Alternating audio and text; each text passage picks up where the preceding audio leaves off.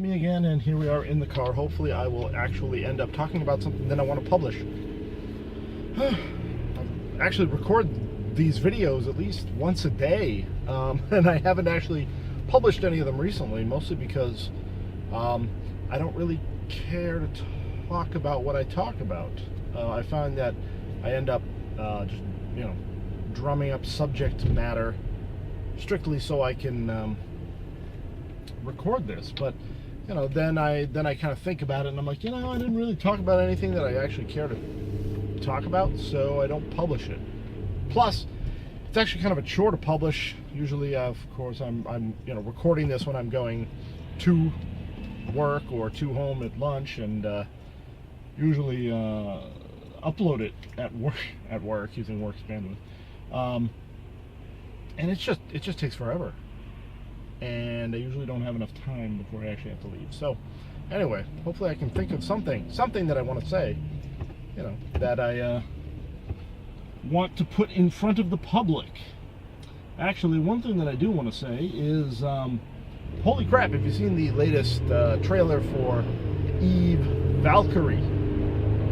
This was originally, I guess, a project that some folks at CCP did in their spare time, because some people are trying to busting their ass to try to make some semblance of a game, and other people go ahead and make an absolutely fucking fantastic space combat simulator shooter in a weekend. So originally it was kind of something to dick around with the Oculus Rift, I guess. And since that time, CCP actually, I guess, kind of said, yeah, all right, we're going to throw some weight behind this, and they're actually making it a product. It's kind of a super showcase for the Rift, and it will be joining Elite Dangerous as well as Star Citizen in being able, Star Citizen, I assume, in using the Rift. And I guess because of CCP's buddy-buddy relationship with Sony, they have Dust 514 on PlayStation 3, that Valkyrie will end up on PlayStation. So Project Morpheus, I believe, is Sony's VR thing. Also get it there, I guess, from what I hear. I haven't verified any of this, but just talk back and forth today about the subject. People throwing all kinds of little tidbits out there. Whether they're true or not, I'm not sure, so grain of salt time. One of the things that I would like to see, and I don't know if this is the case, I've heard two different assertions. What I would like to see would be that Valkyrie takes place in Eve, like actually in Eve, meaning, I don't know what that would mean. Basically, any ships that you see flying around would be ships from Eve. Now, Dust 514 supposedly takes place, in the same universe as Eve, and is lightly connected to Eve itself. Because it's a first-person shooter, obviously you're not going to be seeing any ships, but there's that whole, while Eve players can call down, orbital strikes on planets and players in Dust can request them. I'd like to see something a little more than that with Valkyrie, where the video, if you catch it, it's recent. They actually show a lot of Eve ships hanging out in space. They're pretty much motionless. They just kind of sit there and do nothing. But it's pretty awesome because it gives you the scale based on your little cockpit, which is kind of like the size of an outhouse, and you're flying around, and you can fly, next to, Megatrons and some other ships, and at the end there's a gigantic Titan that warps in, so you actually get this massive sense of scale, and it's pretty cool, and it would be really nice to be able to drop support, for a fleet battle in Eve with these fighters. I don't know what kind of damage they could actually do when the Eve ships are actually orders of magnitude larger than your little combat vessel, but you kind of zip in between the ships as they're doing their thing, shooting other ships of your size, and I could totally get behind that. totally bad. So, you know, if you haven't seen it already, be sure to go check it out, because that's a really mind-blowing video when you actually think about seeing it through, you know, the 3D VR headset. I mean, it's pretty impressive when you see it on YouTube. I can only imagine that it's probably, you know, much more fantastic when you actually see it using the headset. So yeah, so there was a Sword Coast Legends feed today on Twitch. Lasted maybe about 15 minutes. It was just kind of the presentation of a demo that they gave at GDC, I think they said, of part of the campaign.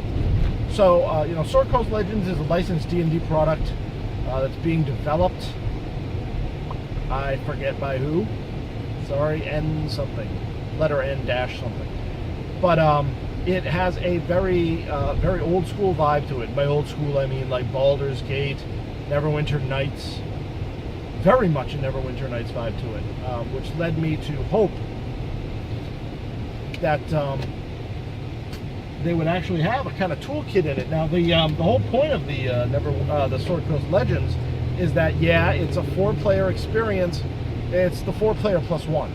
So it's you're going to have be able to have a DM who can, you know, place monsters, take over NPCs, and work with the party, you know, but not directly with the party.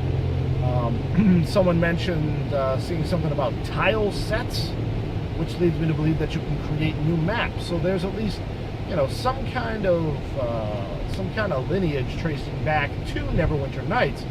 But the thing that I really loved the most about Neverwinter Nights was the fact that, you know, it had a very robust scripting language that allowed you to do amazing things.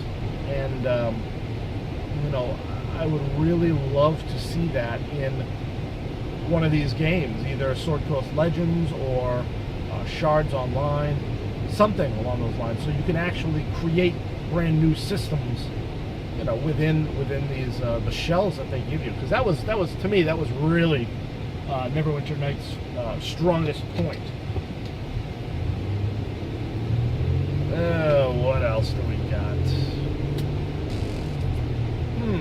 I don't know.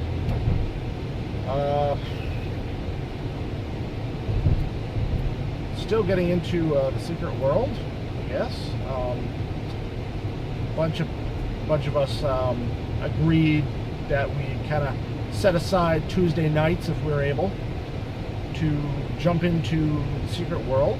We rolled dragons so we can cabal up, because you still can't do cross-faction cabals.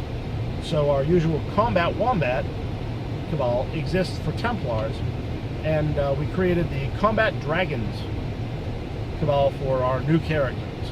Some people already have established dragon characters.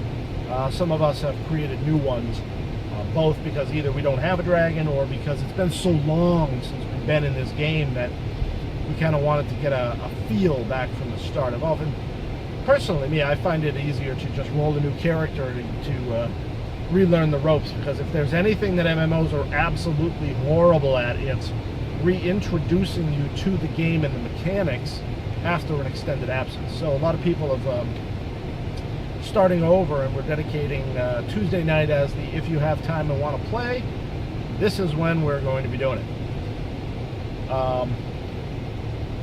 So I'm back in Kingsmith once again. The whole drive, of course, was the new player experience.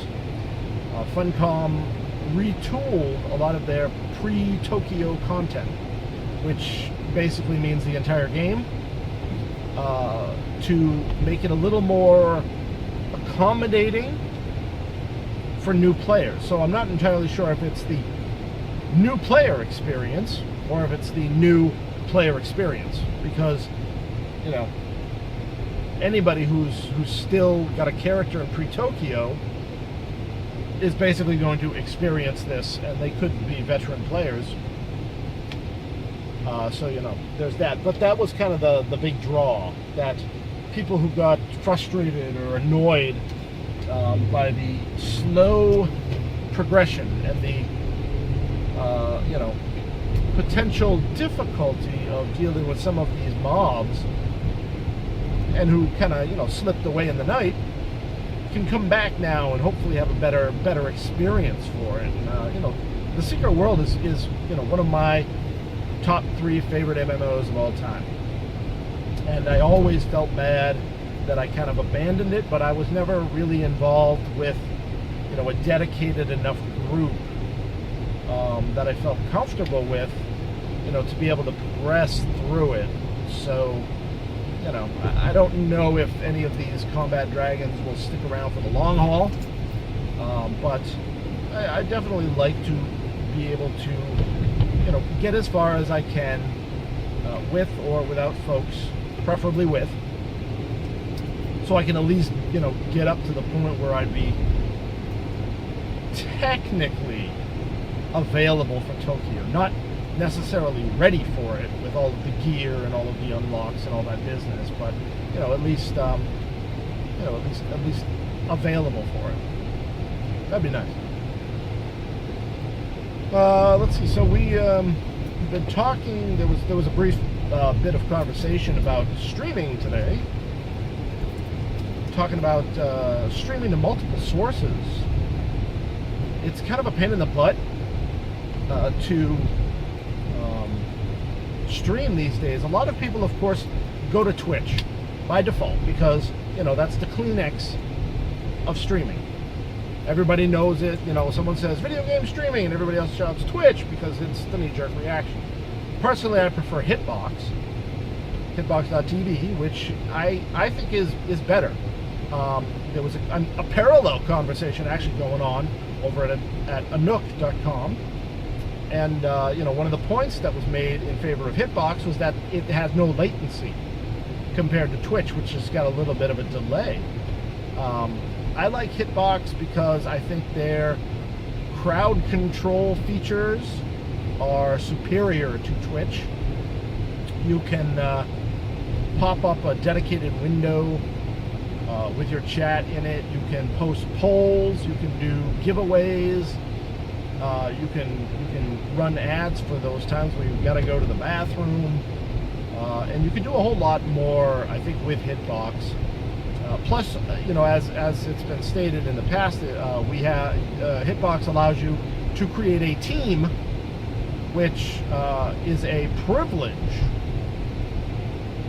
over a Twitch. So, Hitbox is a lot less pretentious, I think, and I've always had really good quality with Hitbox. So, then it's quality and features over ubiquity. And the question being, of course, is why can't you stream to all of them at once? And technically, you can. So most people that I know, I think, use OBS, which is a lightweight, free streaming application. The only problem is that it's pretty no frills and it can only stream to one location at a time.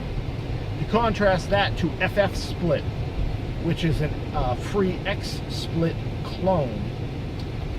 FF Split is sexier looking if you like the interface of the apps that you use. It's also kind of buggy. I've had the thing crash out and basically destroy my streaming sessions in the past.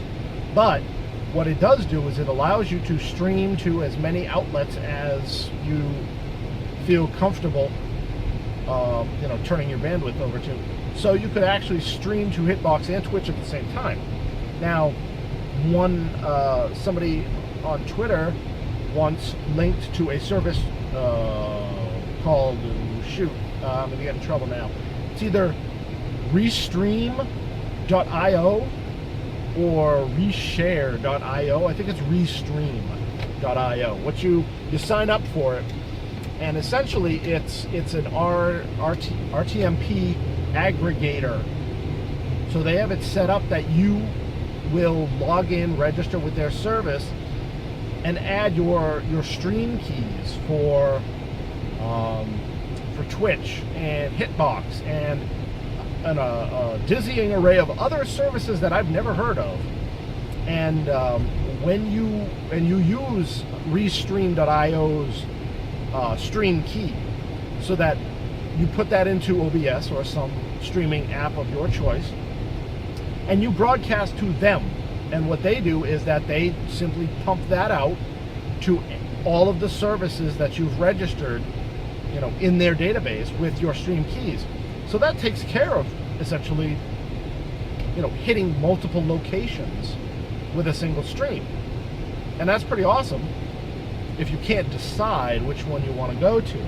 Unfortunately, then I thought, well, that's great, but part of the difference between streaming with Twitch or Hitbox and streaming with something passive like Forge is that Twitch and Hitbox allow you to interact with your viewers, and if you're going to use something like Restream, you've still got to pop up the chat window so that you can see people who might be talking to you. Otherwise, they're going to see your stream on Twitch or on Hitbox, and they're probably going to be chatting with you, and you're not going to be able to see them. You're not going to know, who's chatting where. So you're going to you can use Restream to go ahead and just, lazily barf your stream, to multiple services. But if you really care about your, community, building your brand, you're going to still need to have those chat windows up so that you can respond to people. And it'll still be kind of weird because, you may have someone who's watching your stream on Twitch and you may have viewers on Hitbox, but you're going to go ahead and respond to somebody who asked a question on Twitch, and the folks on Hitbox aren't going to have any clue what the hell you're talking about because they won't actually see the question, being asked. Plus, if you're one of those people that likes to do the really crazy ass layouts with your chroma key and putting your chat up on the stream and all this other business, that just multiplies the difficulty you're going to have. I'm a simple guy. If I stream, I basically just stream. I've done away with the whole idea of building a really complex frame unless we're doing extra life. So I'm not going to have any of that stuff, but I still would like to monitor the chat. If anybody stops by, to be able to say hello. And if anybody asks questions, which sometimes they do, but most of the time they don't, I'd like to be able to answer them. I'm not super interested in building the brand, but I do like sometimes to have the interaction with people if they happen to stop by. It's usually the same 2 or 3 people that stop by any stream of mine, and usually, they're not really curious. They come in to say hi and harass me a bit, and then they generally leave. But whatever, teach their own. Still, on the off chance that somebody does stop by, you want to be able to address it. So if you do go ahead and try that Restream.io, just keep in mind that you're going to have to have a hodgepodge of different chat windows open, either on another monitor or on another device, just so you can keep track of all the people that are going to try and chat you up while you're streaming.